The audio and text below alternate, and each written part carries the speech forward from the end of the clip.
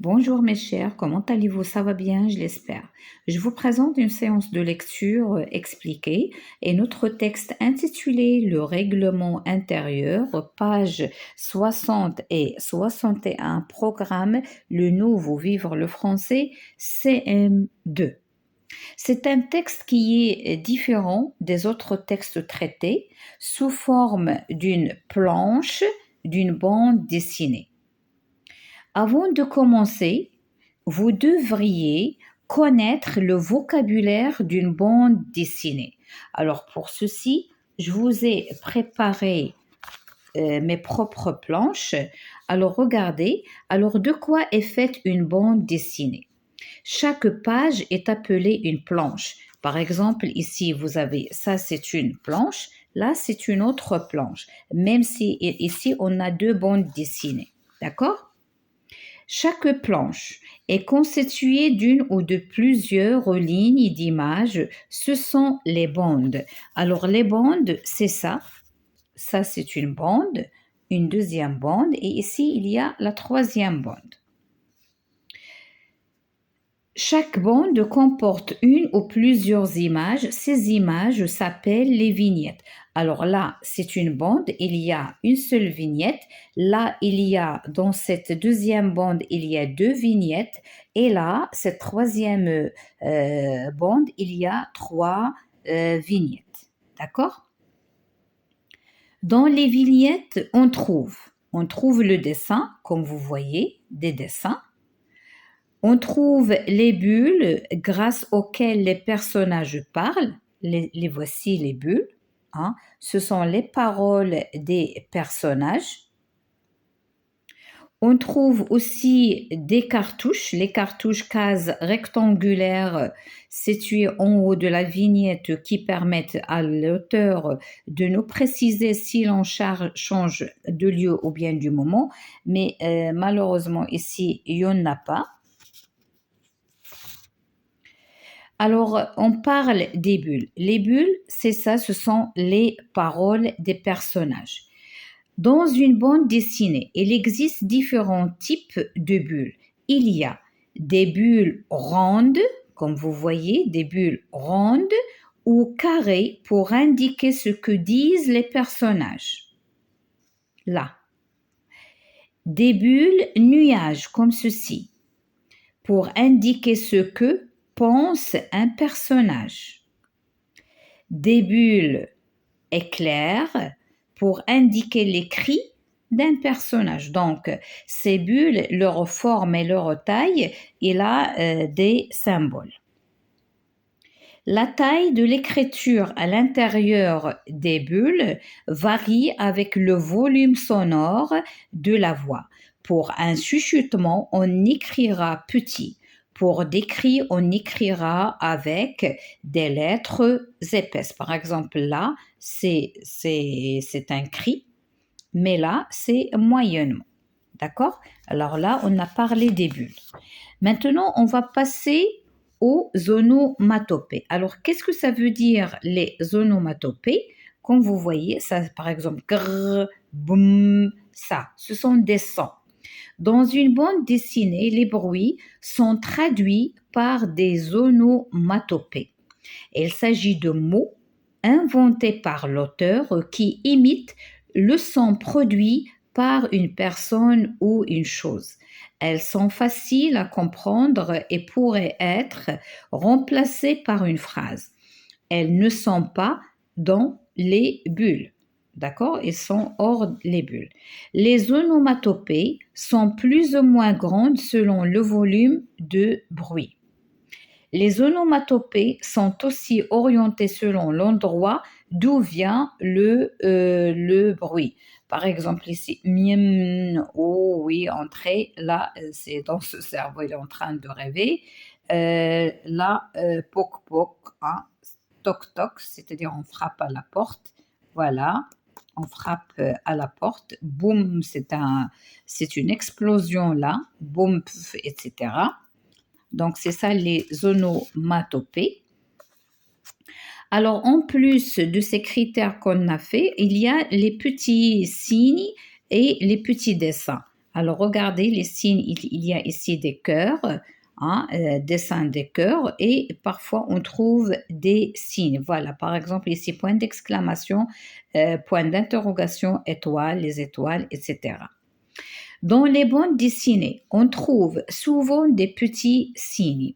Les cœurs pour montrer que quelqu'un est amoureux, les gouttes quand un personnage est étonné ou fatigué, les étoiles pour montrer que l'on s'est fait mal, par exemple ici les cognés, les points d'exclamation ou d'interrogation quand un personnage est étonné ou qu'il ne comprend pas, les nuages ou éclairs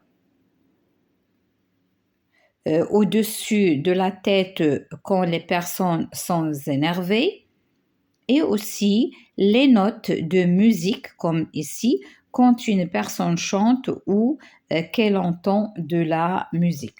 Alors c'est un vocabulaire d'une bande dessinée que vous devriez connaître bien sûr pour comprendre la suite et comment lire une planche.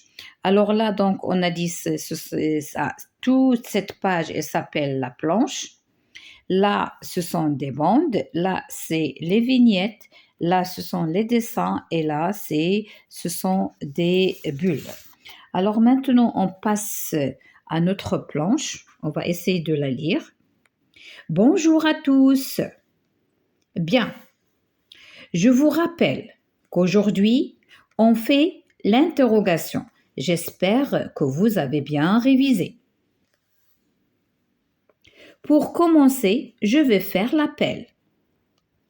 Archambault, présent.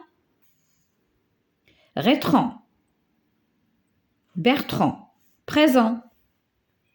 Duchazio, présent. Fikraoui, présent. Lebrec, présent. Mercier, présent. Nitchinski, présent. C'est gentil, Panini, de vouloir aider vos petits camarades qui ont séché l'interrogation, mais c'est raté. Il est trop fort, ce prof. Alors, comme vous voyez dans cette planche, là, regardez la salle de classe, elle est tellement vide, il n'y a personne sauf ce garçon qu'on appelle Panini. Voilà, Panini. Et bien sûr, le prof qui faisait l'appel. Et au lieu des élèves, c'est le garçon qui a pris le rôle de ses petits camarades. Il prononce présent à chaque nom rappelé par ou bien appelé par le prof. Maintenant, on va passer à la deuxième planche.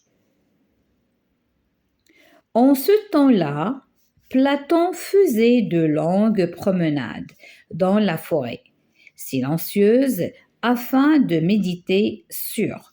Alors là, c'est un prof, il est en train de lire, mais regardez ici des onomatopées, bron, bron, ya, gros, chahut, blabla, bro, waouh. Donc c'est beaucoup du bruit. La même chose, brouhaha, 4, je me marre, blablabla, oh, brouhaha. Et là, coucou. Et là, coucou. Qui est là? C'est le prof de philo. Elle est en train de parler. Blabla, la roua, la chahut, etc. Broua, méga, chahut, et lâché, sa toi, broua, oh, ah, blablabla, bla, bla, bla. Taisez-vous, ou je sens que je vais exploser. Brom, boum. Là, c'est l'explosion, elle est faite. Restez calme, monsieur. On vous écoute, monsieur. Qu'est-ce que vous disiez déjà? Ah, il ne fallait pas ajouter du chloro au sulfate de nitropotasse. Faut pas le chercher, ce prof. Total respect. Alors, comme vous voyez ici, dans cette planche, le professeur, il est en train d'expliquer, de lire, mais malheureusement, il y a trop de bruit, trop de chahut dans la classe. Personne n'écoute personne. Tout le monde, elle parle, tout le monde, elle fait du bruit, le grand vacarme. À certains moments, le prof, il s'explose. Alors, regardez le résultat. Alors maintenant, on va passer aux questions de compréhension.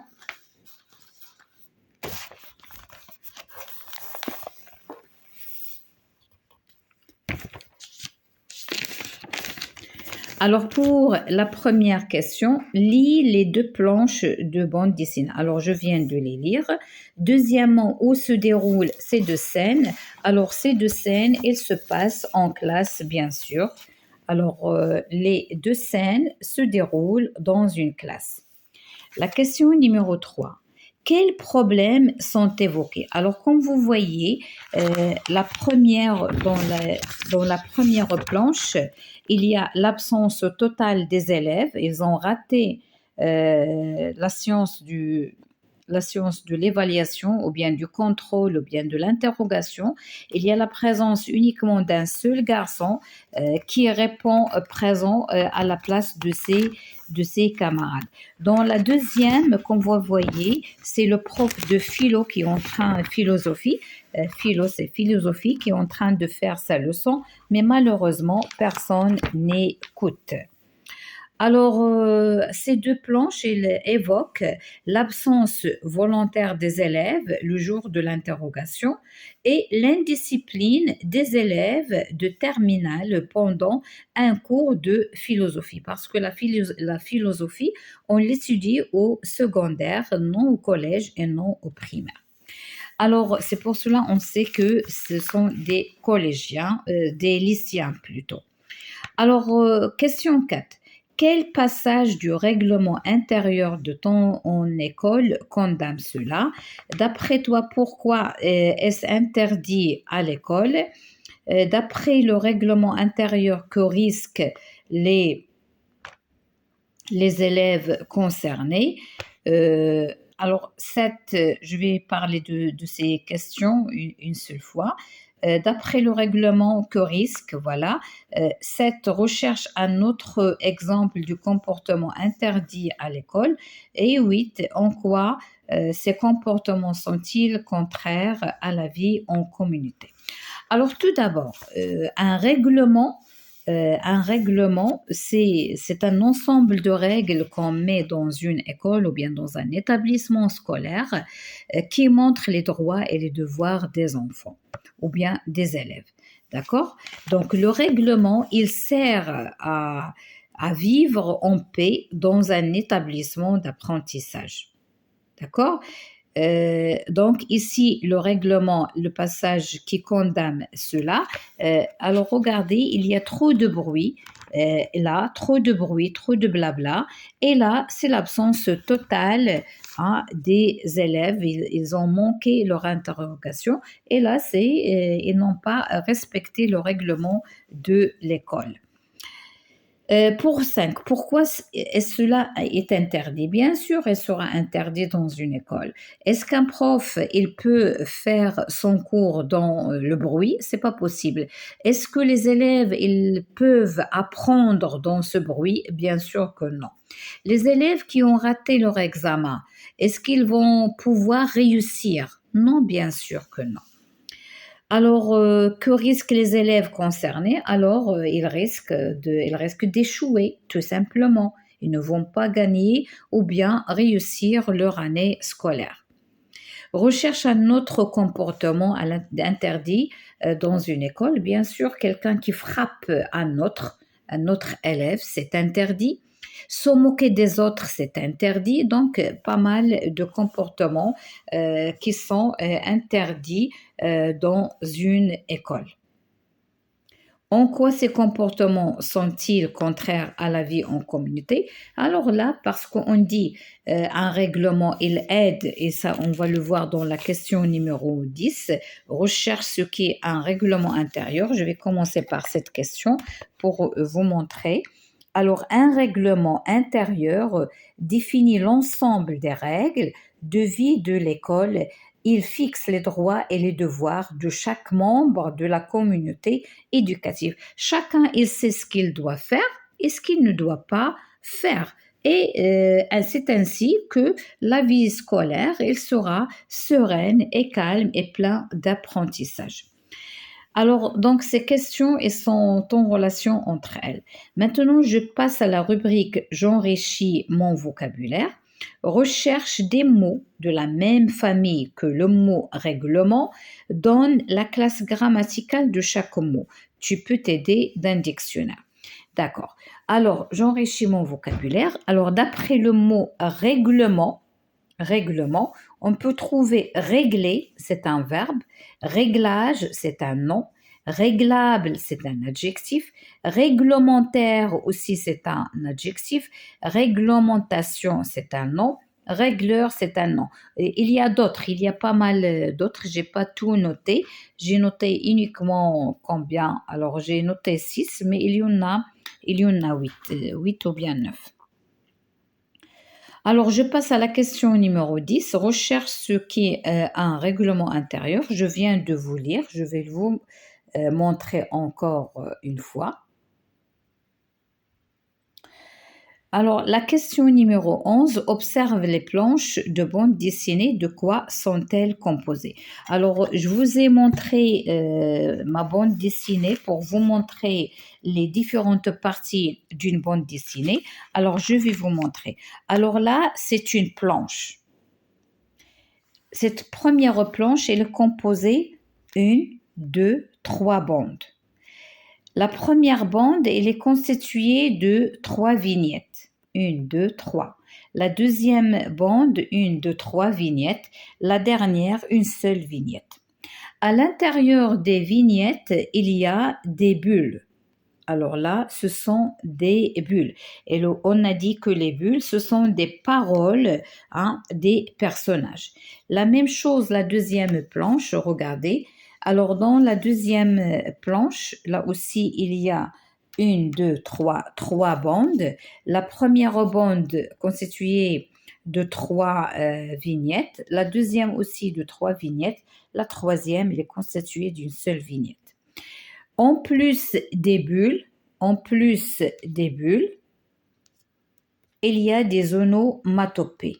D'accord? Il y a des onomatopées et il y a des signes et encore des dessins qui s'ajoutent, des signes, regardez, point d'interrogation. Alors, comme vous voyez,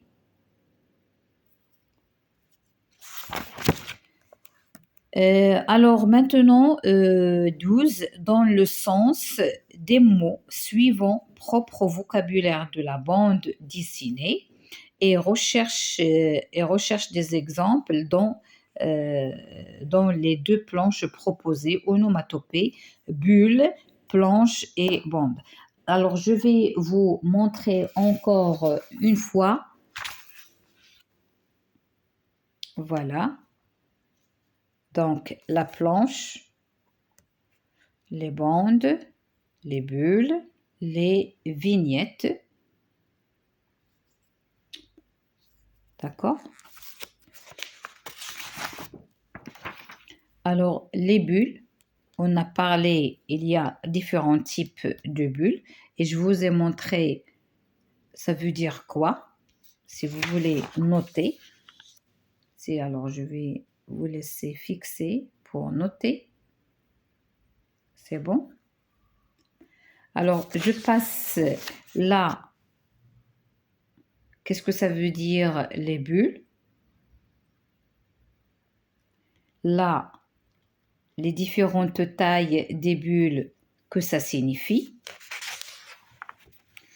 Les onomatopées, ça veut dire quoi?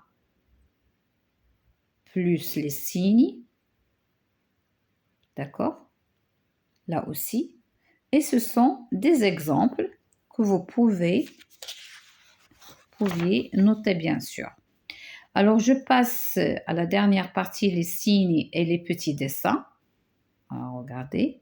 Là, ce sont supplémentaires. On les ajoute pour enrichir notre planche.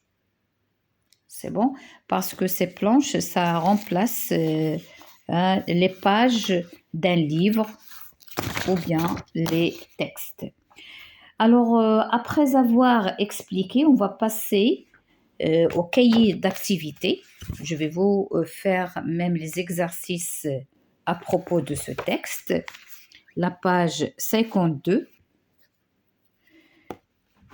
Le règlement intérieur. Vrai ou faux? Coche la bonne réponse. Le règlement intérieur s'applique dans les écoles? Oui, c'est vrai. Le règlement intérieur est une punition? Non, c'est faux. Le règlement intérieur permet de bien vivre? Oui, c'est vrai. Bien vivre où? Ensemble, bien sûr, au sein de l'école. C'est vrai. Chaque école a son règlement intérieur? Oui, bien sûr. Vrai. Enrichir son vocabulaire. Lis les planches aux pages 60 et 61 de ton manuel et complète avec les mots qui manquent. Dans la planche de la page 60, le professeur rentre dans la salle de classe et fait l'appel. Il entend répondre présent. Mais en fait, dans la salle, il y a un seul élève qui s'appelle Panini. Les autres sont absents et n'ont pas respecté leur obligation de venir à l'école. Dans la planche de la page 60, le professeur de philo, là c'est 61, c'est pas 60, c'est 61.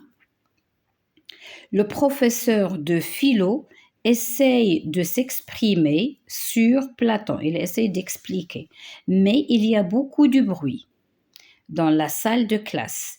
Il s'énerve parce qu'il y a trop de chahut. Chahut, c'est le grand vacarme, c'est le bruit. Et soudain, il y a une explosion dans une salle de classe. On doit rester silencieux. Alors pour troisième, c'est à vous, chacun il doit écrire ses propres phrases. Mes chers, je vous dis à la séance prochaine, Inch'Allah.